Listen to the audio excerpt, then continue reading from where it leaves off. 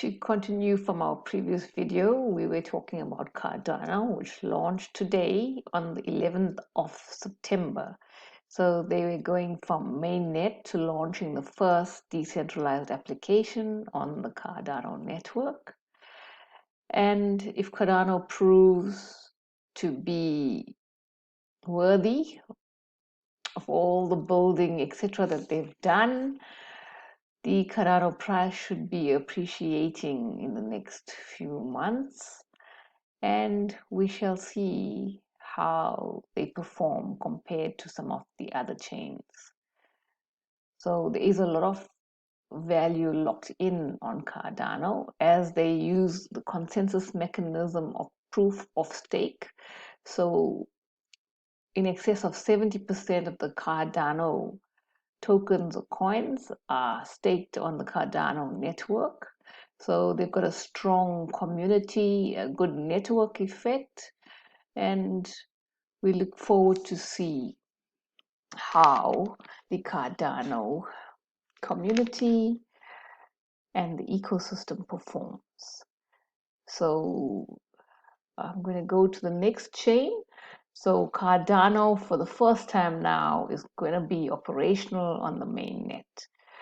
So one of the next chains is Polkadot, which is next up in the queue. So we're looking at maybe October, November, where they might be launching. So currently, the Polkadot ecosystem is being trialed on a parachain of Kusama. And basically, the dApps are being trialed on Kusama, and if certain chains and tokens win an auction slot, they will get a green light to launch on the Polkadot ecosystem. So we will look at the price of Polkadot is currently around $30.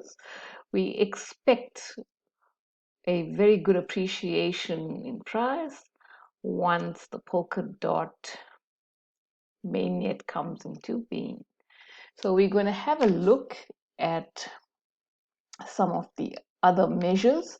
So if we look at the top tier blockchain platforms, so one of the reasons for Ethereum has had a lot of congestion on the network due to NFTs, and also the fees on the Ethereum blockchain has become too expensive. So the other chains are gaining some momentum and eating up the market share of Ethereum. So if you have a look at this chart, if you look at the different chains, Solana, Avalanche, Cosmos, Polkadot, Binance, and Ethereum, if you look at the transactions per second, so currently in terms of speed, the Solana ecosystem can do 50,000 transactions per second, which is quite mind-boggling. And coming in at second is the Avalanche network, Cosmos, Polkadot, Binance, and Ethereum is sitting at 15 transactions per second. Because Ethereum was started in 2013, so it was one of the founding chains. So there has been massive improvement. So if crypto is to rival Visa, MasterCard, etc., and our payment applications on the big ecosystems like Amazon, etc., the speed becomes a huge advantage. We don't want bottlenecks like we're having on the Ethereum chain. So Ethereum is working on moving to proof of stake and looking at some layer 2 solutions and sharding and etc. to try and increase speeds. So we've got Polygon and we've got Arbitrum that are working very hard to scale and bring faster speeds to the Ethereum blockchain. So if we have a look as well in terms of the fee structure, the Solana ecosystem is very, very cheap. So you can have a look. It's cents compared to Ethereum's $4 to $40 for a transaction, which is getting way too much and out of the thing of the normal person, and only the very big whales and corporates can afford to use certain functionality of the Ethereum ecosystem. So that's why Solana, Avalanche, and these other chains, especially Binance Smart Chain as well, is starting to gain ground on Ethereum. Then if we have a look at the number of validators, which speaks to the centralization or the decentralization of the network. So if you have a look, Ethereum has a lot of validators, over 6,833, whereas Binance is quite centralized, you can call it, with 21 validators, Polkadot 297, Cosmos 125, Avalanche 865, and Solana 685. So with some of the newer chains, this validation number or number of validators should be going up. And in terms of market manipulation, etc., that can be controlled if it's too centralized.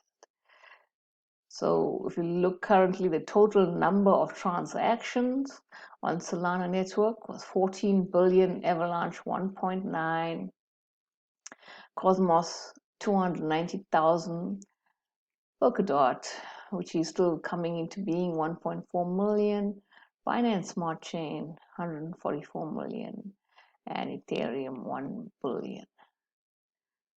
So yeah, these are some stats that you can get to learn and know more about, that can guide you in your research as to which coins to purchase in the future. So we're going to go and also look at a very important tool.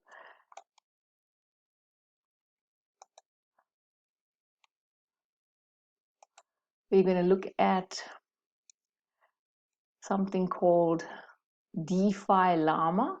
So www.defillama.com, which helps us to have a look at an overview in the DeFi ecospace. So it's the decentralized finance space, where if you have a look at the dashboard, this is actually a live indicator. So if we have a look here, we can see that the total value locked up in US dollars currently in the total DeFi space is sitting at 169 billion. And the change in the last 24 hours was a negative 12.24%. If the market falls, then this number obviously drops. So if you have a look at the leading dominance, which is Aave controlling a lot of the market share on the DeFi space. So if we have a look further, I'm just going to scroll down. You can see Aave, which is leading in terms of total value locked of 14 billion. And then we have Curve Finance, we have InstaDApp, we have Compound, we have MakerDAO, and these Aave is a multi-chain. So we've got Ethereum and Polygon, and Curve is also a multi-chain. And you can see the rest of them here are all Ethereum based. And we've got Lido, also multi-chain. We've got Ethereum, Terra, and Solana. So let's go ahead and dig a little bit deeper, as this can help us to identify certain coins that we might want to purchase and include in our portfolio in our next module, where we will be looking at portfolio creation. So that was a total overview. If we look at the protocols, and you can see the overview, and then we're going to look at the different protocols. Let's look at the different chains.